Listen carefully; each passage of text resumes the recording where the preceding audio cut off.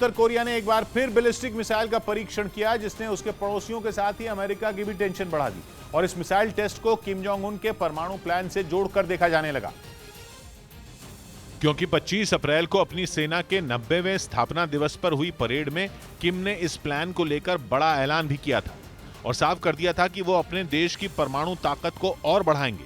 वो भी पहले से तेज रफ्तार से। ऐसे में उत्तर कोरिया के इस मिसाइल टेस्ट के बाद अटकलें लगनी शुरू हो गईं कि अगली बारी परमाणु बम की हो सकती है, क्योंकि अब तो किम अपने परमाणु कार्यक्रम के अगुवा रहे री पोंग चोल को भी एक बार फिर अपनी कोर टीम में शामिल कर चुके हैं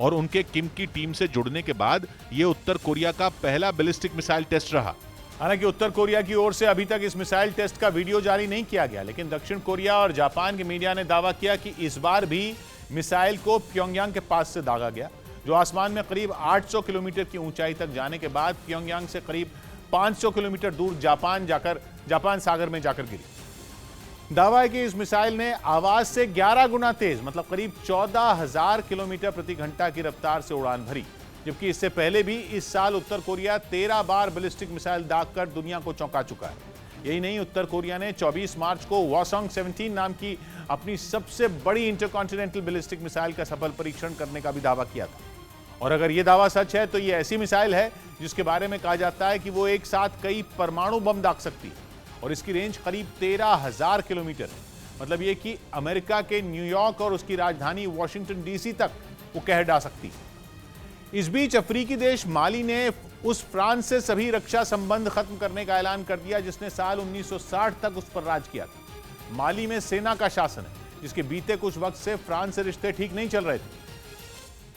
ऐसे में इस बार उसने अपने यहां तैनात फ्रांस की सेना पर कई गंभीर आरोप लगाते हुए उससे रक्षा समझौते ही तोड़ दिए,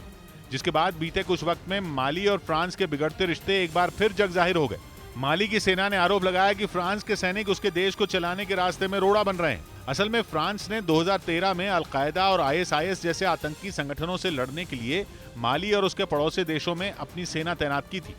और दावा किया था कि इसके पीछे उसका मकसद माली के लोगों और वहां बसे अपने नागरिकों की रक्षा करना है। लेकिन माली की सेना ने वहां फ्रांस की सेना की तैनाती से जुड़ा वो करार ही खत्म कर दिया जो इसी से जुड़ा है। वैसे माली और फ्रांस के बिगड़ते रिश्ते की एक वजह हाल ही के वक्त में माली की रूस से बढ़ती नजदीकी भी है।